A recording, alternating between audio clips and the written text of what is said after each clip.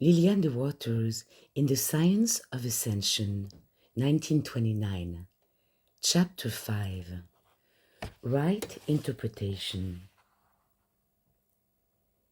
It is stated that one can easily penetrate and expose untruth when he perceives the genuine and the real, when he perceives the truth itself. As soon as an untruth comes to one's attention, intuitively he feels the impulse to investigate the truth of the situation, for he knows that if he can discover the truth, the untruth will automatically be exposed and annulled. Should someone bring information that does not seem true to us, and we wish to ascertain if his report is actually true, we begin to trace his statement back to its origin or starting place, do we not? We unravel the story little by little until we are satisfied that we have arrived at the truth.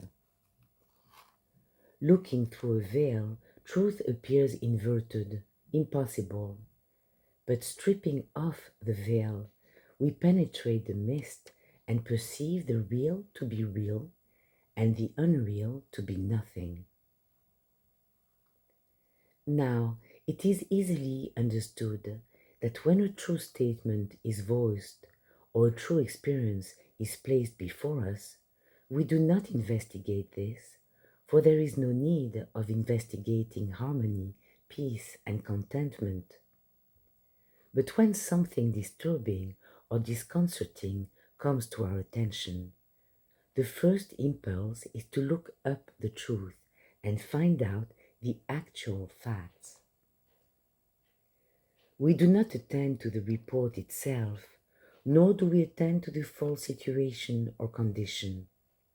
But exercising spiritual vision, we look beyond the so-called material and erring testimony and perceive the truth that is standing back of it, the truth which seems concealed from view. Quote, "The light shineth in darkness, and the darkness comprehendeth it not." St. John.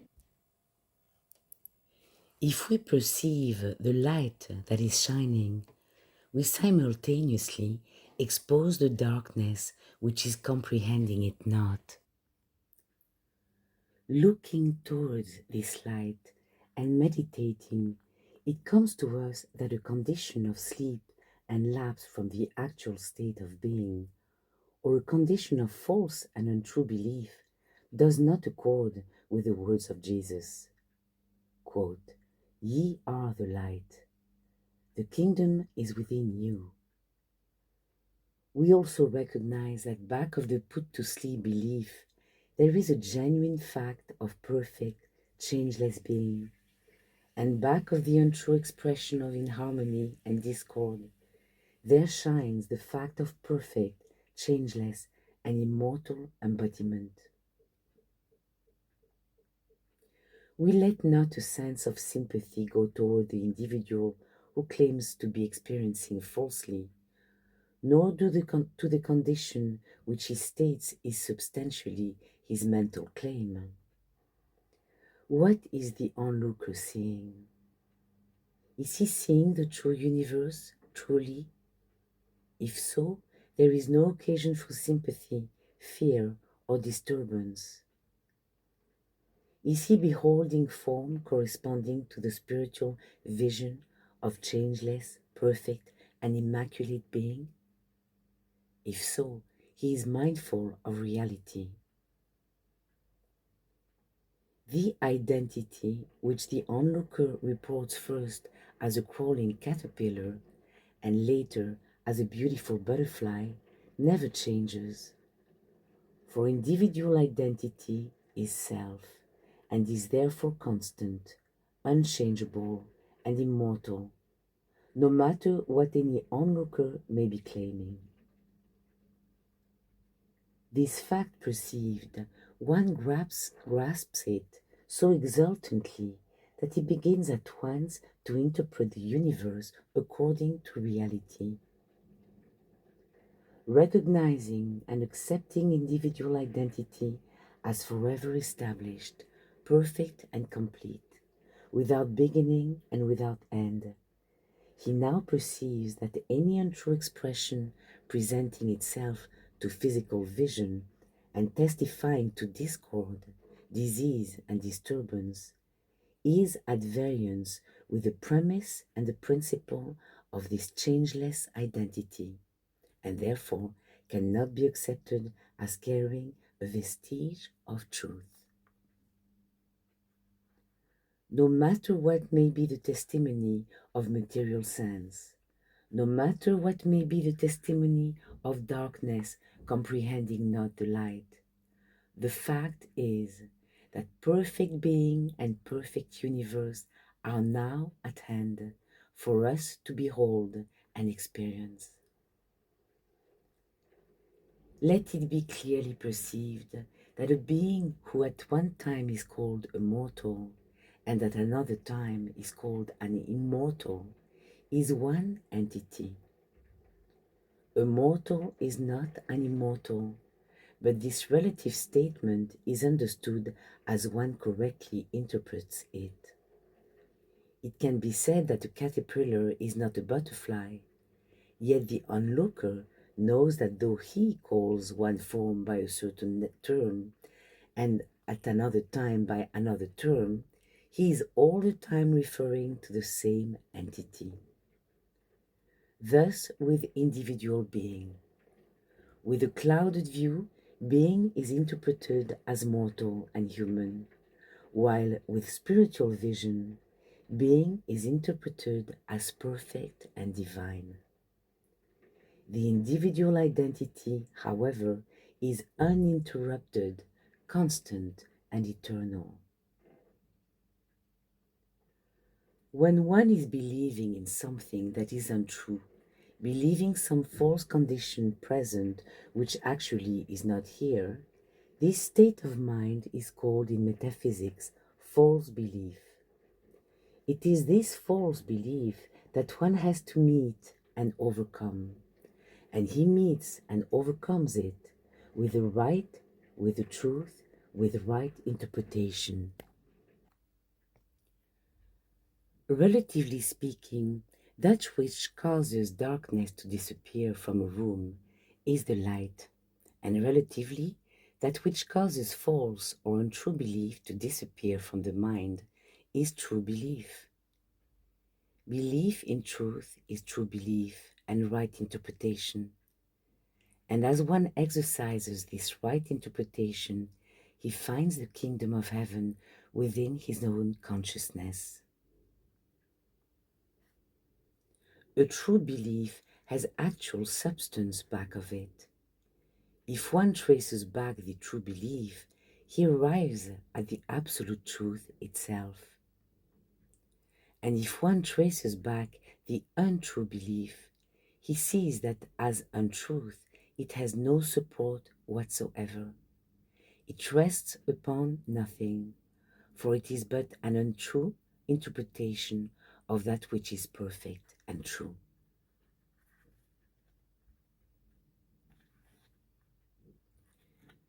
This is why one need not sympathize with another who is apparently shadowing forth an untrue state. Instead of sympathizing with a mistake, a misrepresentation, one brings the light of truth to that consciousness. One understands that in accepting true belief, he has Christ with him, he has reality with him, and his victory is assured. Therefore, one does not treat disease, sorrow, or any disorder as though it were actual, but he sees that this is the picturing forth of wrong belief in the mind, and that as soon as true belief is accepted, this truth is the light which spontaneously illumines his universe. Holding to the perception that we are life, we are truth, we are spirit. One feels firm ground under his feet, feels omnipotent reality within him. With eyes clear and with feet firmly planted on that which is, the untrue expression vanishes and utterly disappears. One is not misled, however, into thinking that any actual change has taken place, for such belief is not clear perception. It is simply that now one has a fuller consciousness of reality, and he is expressing this improved belief. Quote, "Nothing shall by any means hurt you," testified Jesus. It is as we perceive this tremendous fact of reality and practice it in our vision, thinking and acting that we ascend above untrue states and beliefs. The vision of ascension sees clearly that nothing external is to be healed, changed, or removed. We do not go out with vision, thought, or action to conquer discord. We go within, always, and within we find truth. And finding truth, we rest in the consciousness that our being is omniscience, omnipotence, and omnipresence. This right interpretation uplifts one understanding, and Christ appears. The putting on of immortality is not like the putting on of cloak upon one's shoulders, nor like the placing of gold into one's purse, but putting on immortality is like the receiving of something that one did not know that he already possessed. Children, for instance, put on, in quotes, two and two are four. It appears as though they receive it outwardly or that they add it to their knowledge, whereas the fact is that the consciousness of this fact already exists in them. It is written in a well-known metaphysical textbook, quote, "Mortals will someday assert their freedom in the name of Almighty God." Mortals, those unillumined as to their actual perfection, are destined, because of their nature, to trace back their identity and to discover that this identity is the actual truth.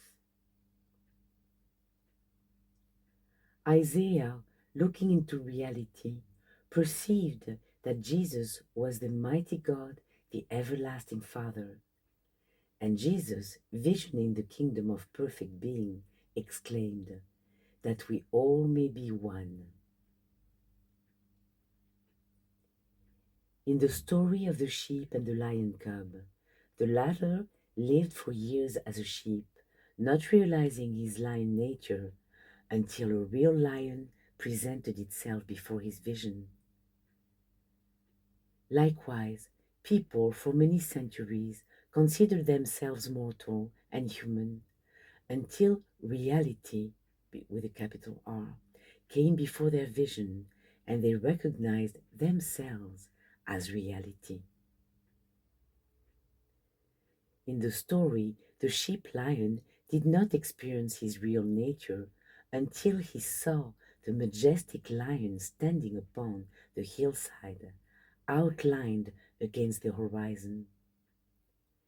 Gazing enraptured at this ideal, all of a sudden he felt something give way within him. His sheep belief vanished. Recognizing himself as lion, spontaneously he accepted his real nature and entered into his kingdom of the jungle and forest. What a great lesson lies concealed in this simple parable. covering the face of the earth of this earth were people who, believing they were human beings, experienced sickness, sin, and death in accordance with their false beliefs. But one day, looking up, lo, there, standing before them, was the glorious presence, quote, the Lion of the tribe of Judah, a being of transcending glory and majesty. Gazing rapturously at this ideal, many felt something give way within them. Their human beliefs vanished. Recognizing their God being, spontaneously they accepted their real nature and they entered their rightful heritage, the kingdom of perfection. This ideal presence is here today, standing before all, for to those who look for him does he appear before them. Quote, lo, I am with you always. I will never leave thee nor forsake thee. Beloved, we are looking upon this Christ, our ideal self. We too have felt that false something give way in us, delivering us from the belief that we are human beings. We rapturously and spontaneously accept our kingship and our kingdom. We see deliverance before us. We behold our kingdom at hand. We accept our ideal standing on the mountain peak, outlined against the glowing horizon of victory, triumph, and ascension. Here stands our identity, our Christ, with face like the sun and with raiment, quote, as no fuller on earth could white them. All hail, behold our identity, behold our God being. We enter the paradise which is prepared for us in the beginning, Genesis, and which is prepared for us in the ending, Revelation. And entering, we find a peace which passes verbal expression.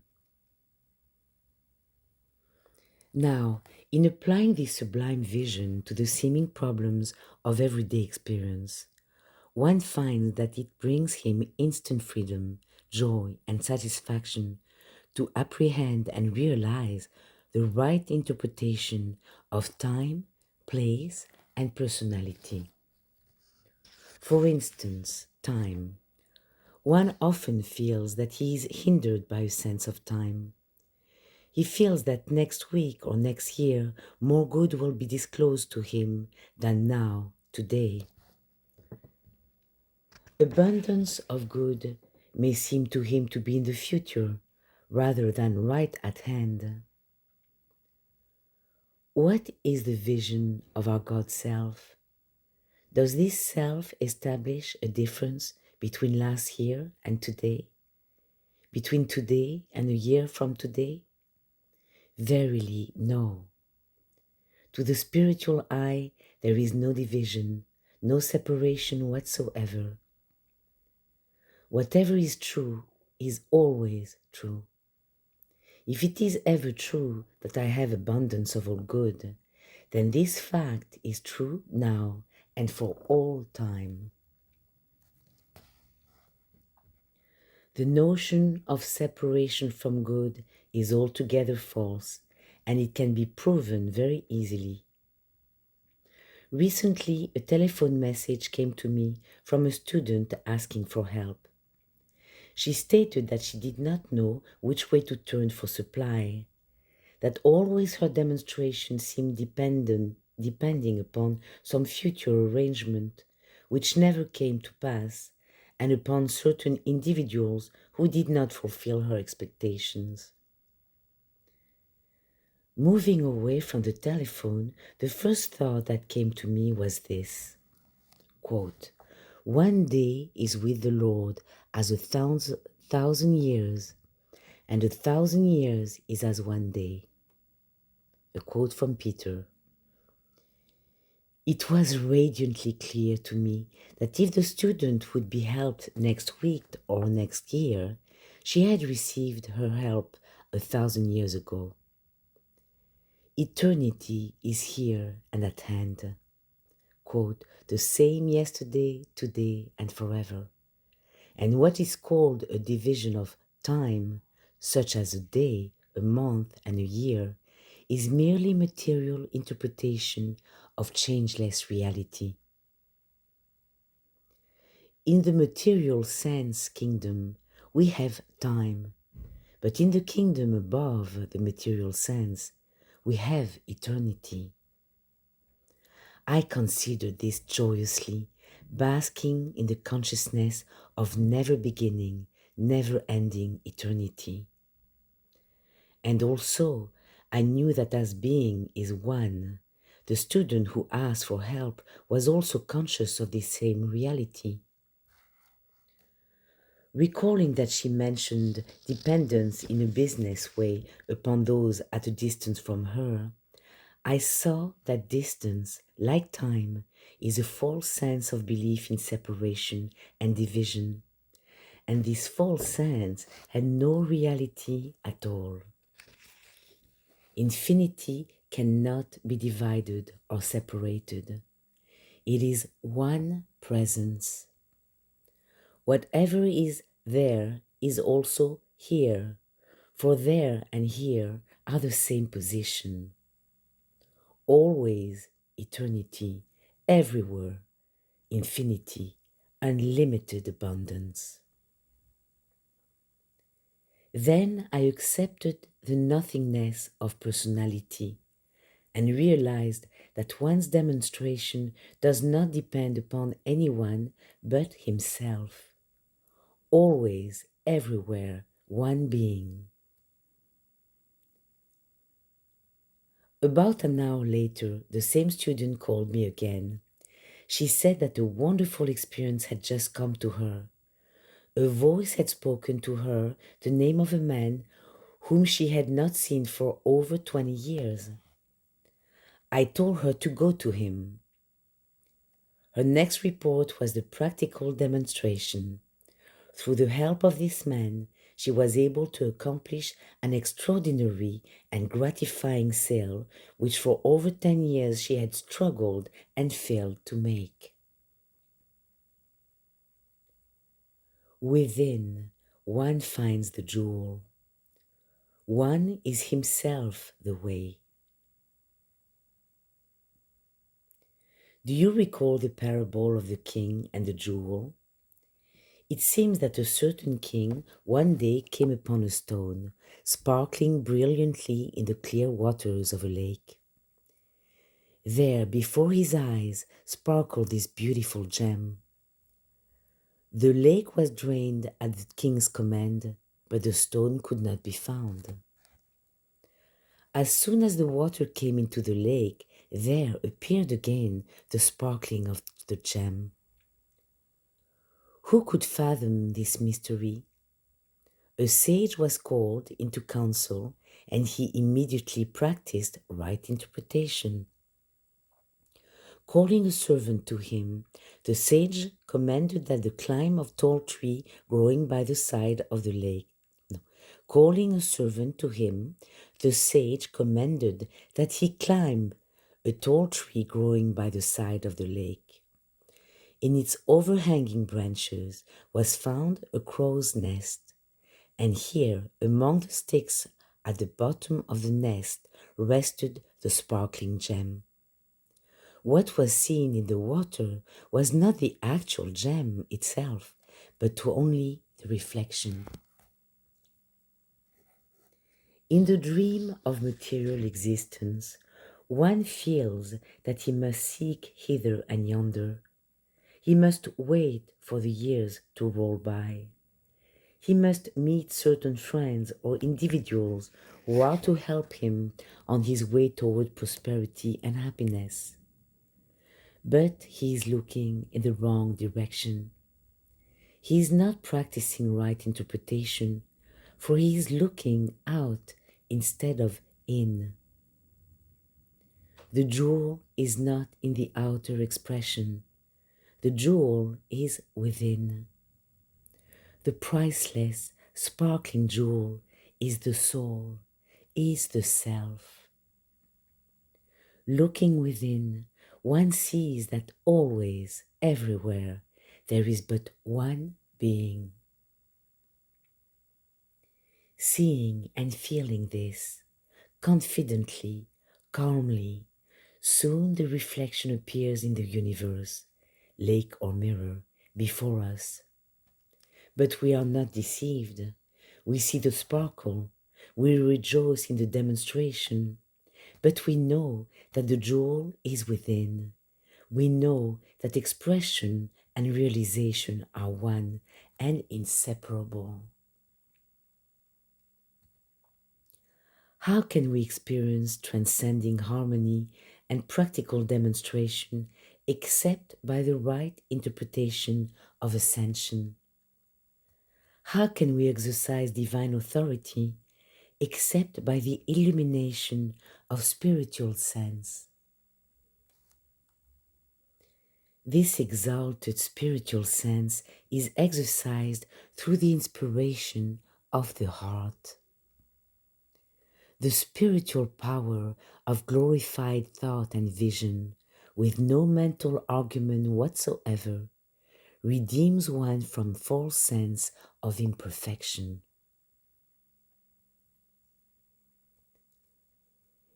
There is a way above the path of trial and suffering. Reaching a higher sense through insight and revelation, one is able to demonstrate the Christ and rise spontaneously, easily, to the spiritual consciousness of being. Jesus restored to human consciousness the lost sense of perfection, and he established this harmony, wholeness, joy, and happiness as the reality of our individual being. This divine process of right interpretation, acknowledged and accepted by the individual, enables him to subdue the material belief in sin, sickness, and limitation, and to embody the triumph of spirit. We can see clearly enough that there is no actual transition from belief to understanding, but that transition, resurrection, and ascension seem essential to relative experience only. We do not deny untrue beliefs or untrue expressions with the thought of destruction. On the contrary, we use denial with a spiritual insight and conviction that no destruction is necessary. Quote, "The law of destruction is not made for a righteous man." 1 Timothy 1:9. In our night dreams, we apparently move from one place to another place. We apparently change from one idea to another idea. But waking, we see that nothing whatever has taken place, and that mental action or dream action is the same as nothing happening at all. Preserving this perception, we understand that when we put off wrong beliefs and accept true understanding, when we put off mortality and put on immortality, this is only happening in a mental experience, for real being is eternally unchangeable. True experience is changeless, irresistible omnipresence. In the dream experience, deliverance and emancipation from erring beliefs and erring conditions symbolizes this freedom. Perfect individual identity is here, and as we waken to the perception and acceptance of this glorious fact, we behold this being in earth as in heaven. Full consciousness of changeless being and of supernal life brings deliverance from the dream experience called sin, sickness, and death, in the same way as waking from the dream at night delivers one from dream conditions. Our refuge is spiritual consciousness. Our refuge is spiritual ascension. Jesus' final demonstration was called the Ascension, for he rose above all elusive testimony. Ascension is the rising into full consciousness of self as spirit, of self as God. Spiritual ascendancy is spiritual power, delivering peace, glory, harmony, and reality. As thought harmoniously ascends the scale of being, one perceives that good alone is real and true, and good alone is omnipresence, and good alone is omnipresence. Right interpretation enables one to lift thought above the dream sense and reveals to him the spiritual body which comes with this ascension. Metaphysics is about physics, and spiritual ascendancy is above mental practice, delivering to one the power and ability to rise above dreams and illusions, and the right and might to experience the heritage of glorified being. Right interpretation reveals what unillumined eye does not behold. The report that the universe is imperfect and incomplete is false, for the universe is the expression of life, truth, and love, and is as perfect, changeless, and immortal as is intelligence, life, being, which sustains it.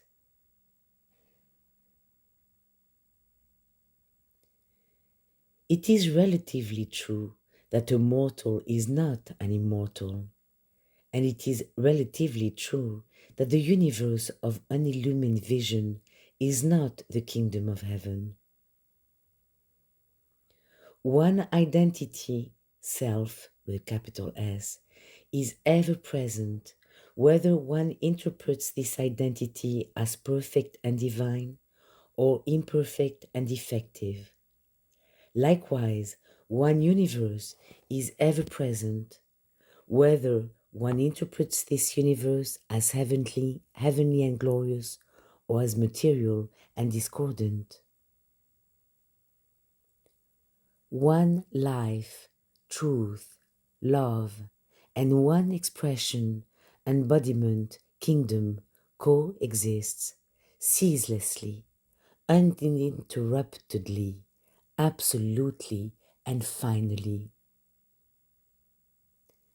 Casting aside erring perception and executing spiritual vision, one sees that the universe before him is none other than the kingdom of heaven, and that the entity before him is none other than the perfect being. The universe is the expression of life and spirit, and is therefore a spiritual and perfect universe.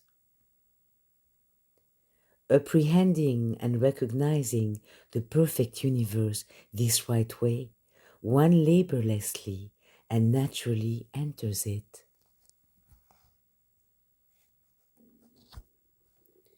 Prophets and saints have left different instruction pertaining to the way in which this kingdom of perfect harmony and immortality may be attained. Some have said that the way is by mental law, thou shalt not. Others have believed that the way is disclosed through tribulations, sorrows, trials. The great master of understanding, however, delivered the ultimatum: the kingdom of heaven is within you. The individual, with a capital I, himself is the way to heavenly harmony. Through individual perception, recognition, and acceptance of self as God, and of universe as coexistent with self, one enters the glory of ascension, experiencing the kingdom of heaven on earth.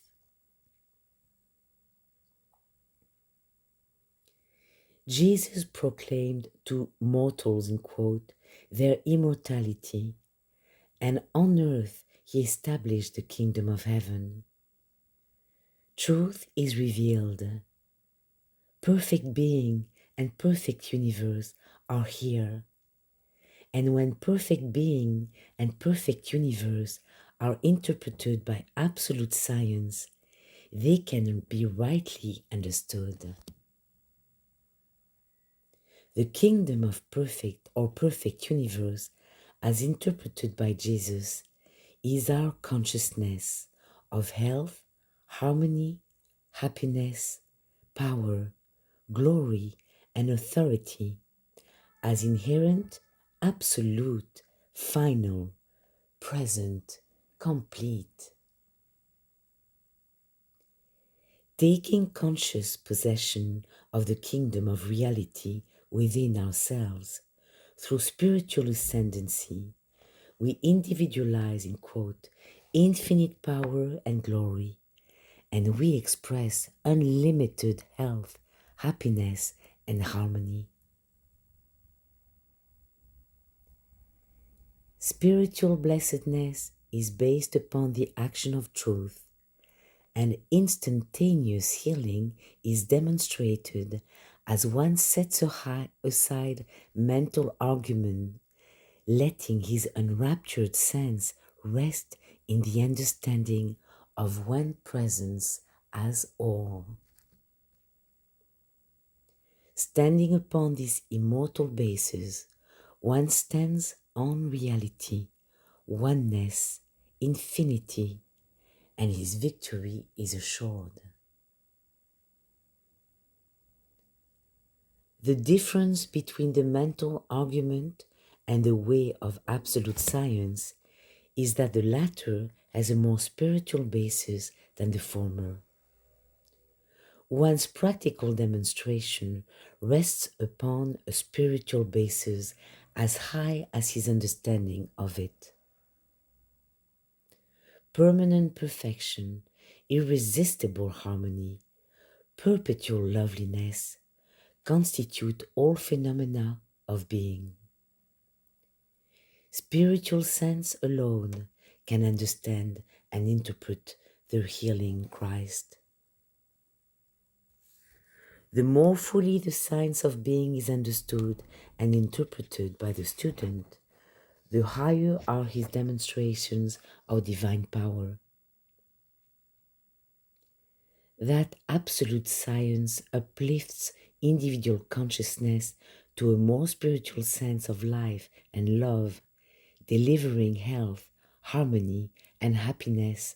Thousands can attest. Absolute science is the mighty deliverer, the all-sufficient presence bringing out the highest phenomena of reality.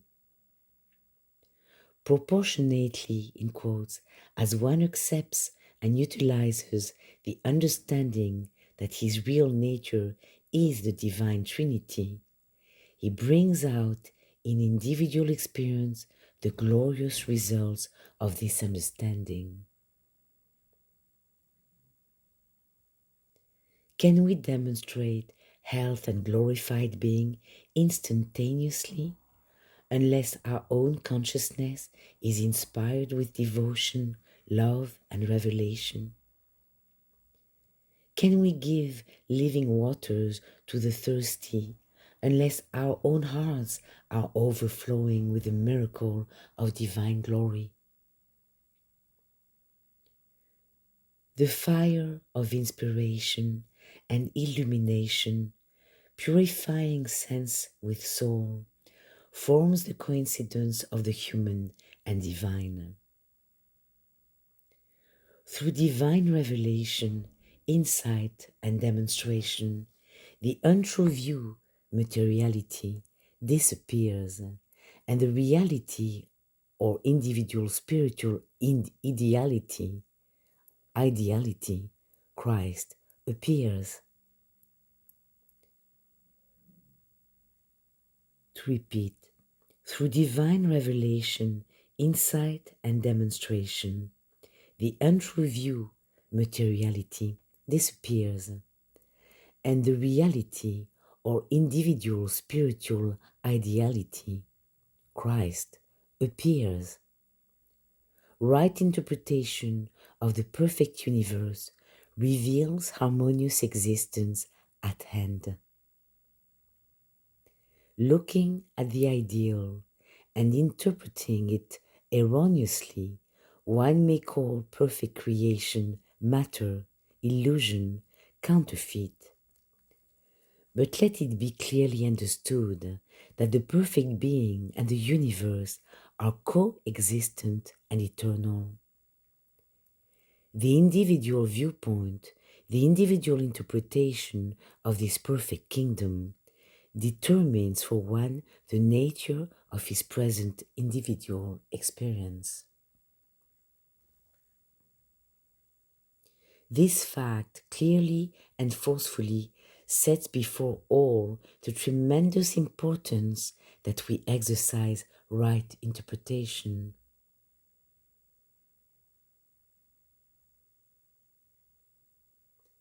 Now, one may call the beautiful, glorious heavenly universe in which we live matter, falsity, and he may follow this false view with another false view, the denial of matter, evil, falsity. But right interpretation delivers the insight that nothing whatever is gained by denying a thing which has no existence. The fact is that we all live, move, and act in one perfect universe. And as we spiritually perceive and accept this marvelous certainty, and individually conform our thinking and acting to this right consciousness, simultaneously our experience is harmonious, glorious, and divine. There is no necessity to deny a material universe, for there is no material universe. The only universe there is for all is the one established, finished, complete, perfect kingdom. Erroneously interpreting this finished kingdom in which we all dwell, calling the good in this kingdom evil, and the divine and glorious material and changeable, one's wrong vision prevents him from consciously experiencing the glories before him and encourages him to report a false world and a false experience. How important then is right vision, right interpretation, and right understanding. Through the science of Ascension, we accept the facts of perfect being and perfect universe as now and here, and we discard all notion of matter, evil, and destruction. We perceive that it is useless and of no practical value whatsoever to deny evil.